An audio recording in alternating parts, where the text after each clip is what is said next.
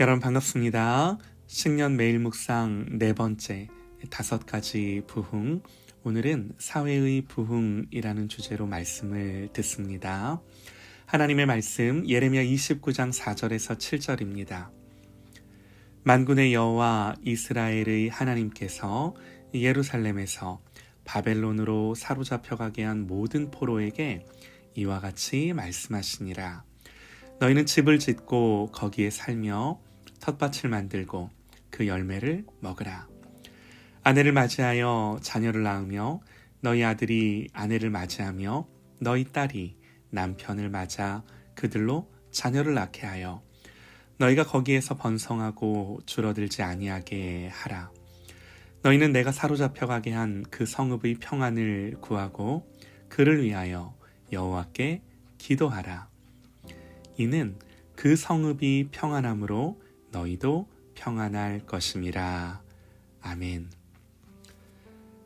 여러분, 예수 믿는 우리들은 종말론적인 삶을 살아야 하는데요. 종말론적 삶이라는 게 뭔가요? 우리는 주님 다시 오실 날을 바라봅니다. 새하늘과 새 땅에서 다스리실 영원한 하나님의 나라를 바라봅니다.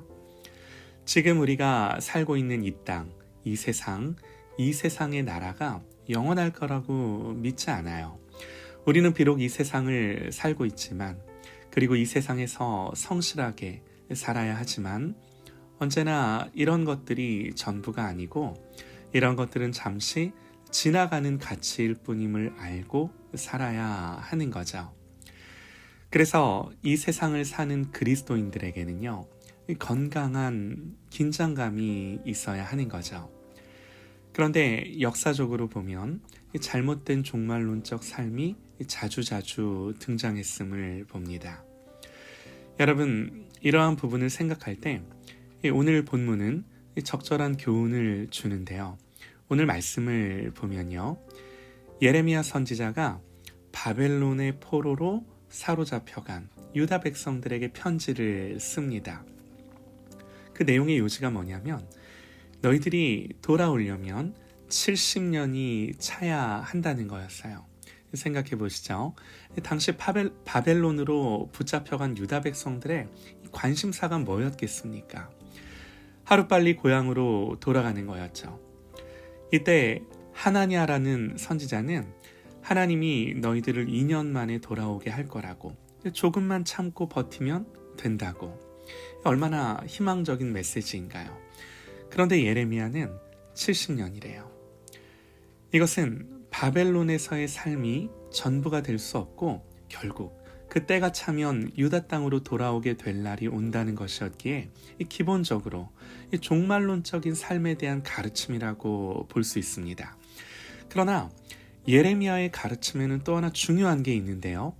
하나님은 이렇게 바벨론에 사로잡혀가서 70년이라는 세월을 보내야 하는 유다 백성들에게 어떻게 실제로 그 땅을 살라고 말씀을 하는가? 이게 너무 중요해요. 5절과 6절이에요. 너희는 집을 짓고 거기에 살며 텃밭을 만들고 그 열매를 먹으라. 아내를 맞이하여 자녀를 낳으며 너희 아들이 아내를 맞이하고 너희 딸이 남편을 맞아 그들로 자녀를 낳게 하여 너희가 거기서 번성하고 줄어들지 아니하게 하라.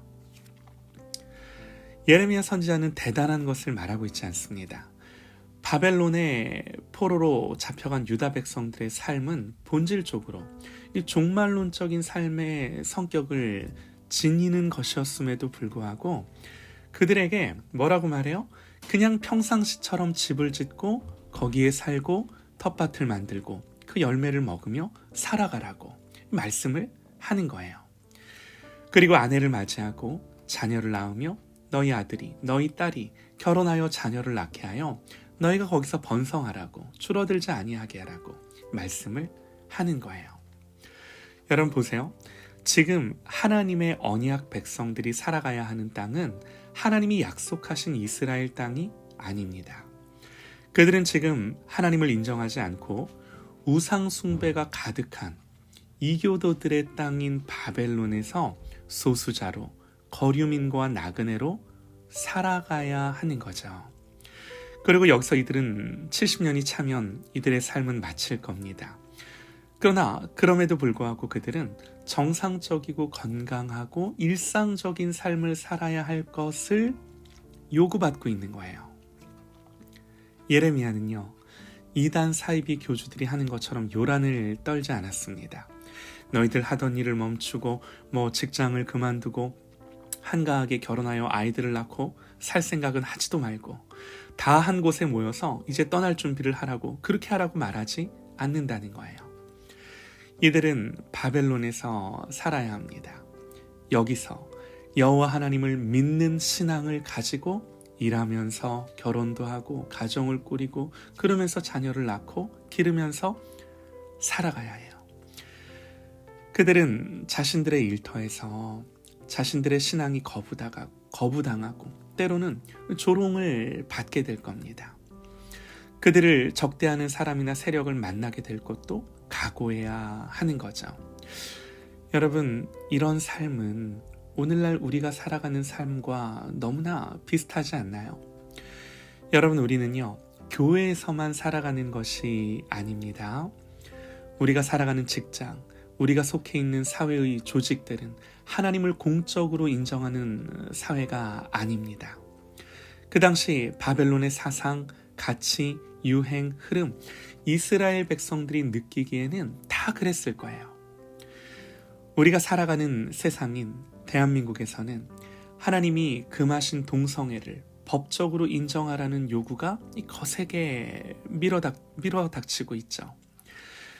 성경이 살인이라고 여기는 낙태를 법적으로 허용하라는 이 요구도 거세죠. 우리가 살아가는 세상은 이런 거센 요구들을 맞닥뜨리고 살아가야 하는 바벨론이에요. 주님 말씀하신 대로 세상은 주님을 알지도 못하고 주님을 미워하기 때문에 그 주님께 속한 우리들도 미워하고 우리를 적대시하죠. 그런데 오늘 말씀은 너희가 살아가게 될 바벨론 땅을 하나님 말씀으로 정복하라고 그렇게 명령하거나 그 나라를, 이 대한민국이라는 나라를 하나님의 구속의 나라가 되게 하라고 말씀하지 않는 거예요. 하나님은 거창하고 대단한 일을 이루라고 명령하지 않으십니다. 다만 그곳에서 믿음을 가지고 신실하게 한 사람의 시민으로 살아갈 것을 요구하는 거예요. 이게 바벨론이라는 거대한 불신 세계 속에서 살아가는 우리 신자들에게, 성도들에게 하나님이 주시는 가장 근본이 되는 요구인 거예요. 여러분, 우리는 그리스도인이기 때문에 이 세상에서 살아가면서 일을 하지 않아도 되는 것이 아닙니다. 세상의 모든 사람들과 동일하게 일을 하면서 살아갑니다. 그리고 그들처럼 우리도 동일하게 결혼하고 가정을 이루고 자녀를 낳아 기르면서 가르치면서 살아가는 거예요. 가장 기본적인 요구는 믿는 자로서 불신 세계 속에 존재하며 자기 몫을 다하며 살아가는 것입니다. 여러분, 대표적으로 이런 시대를 살아갔던 사람이 누구죠? 다니엘이죠. 다니엘은 하나님이 주신 자리를 그렇게 살았어요. 또 에스더, 모르드게 마찬가지죠. 하나님이 이들에게 주신 삶의 자리에서 여호와 하나님을 믿는 자로서, 그러나 나그네와 거류민 외국인으로서 그럼에도 자기 몫을 감당하며 산 거죠. 사랑하는 여러분, 이렇게 살아갈 때 그럼에도 불구하고 우리가 해야 하는 일이 있습니다. 오늘 말씀 7절에서요. 너희는 내가 사로잡혀 가게 한 그 성읍의 평안을 구하고 그를 위하여 여호와께 기도하라. 이는 그 성읍이 평안함으로 너희도 평안할 것임이라. 바벨론에서 하나님의 백성이 믿음으로 살아가야 할 기본적인 삶의 모습이 뭔가? 다른 것이 아니라 그 땅의 평화를 구하는 것이었어요. 여러분, 우리가 세계의 시민으로서, 또 더 작게는 이 대한민국의 시민으로서 이 땅을 살아가면서 그리스도인이기 때문에 해야 하는 일이 있어요. 그게 뭐예요? 다른 것이 아니라 이 대한민국의 평안을 구하는 것입니다. 정치적으로, 경제적으로, 사회적으로 이 나라가 평안하기를 구하는 거예요. 이게 하나님 백성들에게 명령하신 거였어요. 이념과 이데올로기, 경제적 빈부의 차이, 사회적 차별, 이런 여러 조건들로 분열되어 반목하는 대한민국 사회에서 우리가 하나님을 믿는 하나님의 자녀로 믿음을 갖고 살아간다는 것은 1차적으로는요. 우리는 이 땅의 평화를 위해 기도하는 사람들이고 진정한 의미에서 화평케 하는 자로 존재하는 것입니다.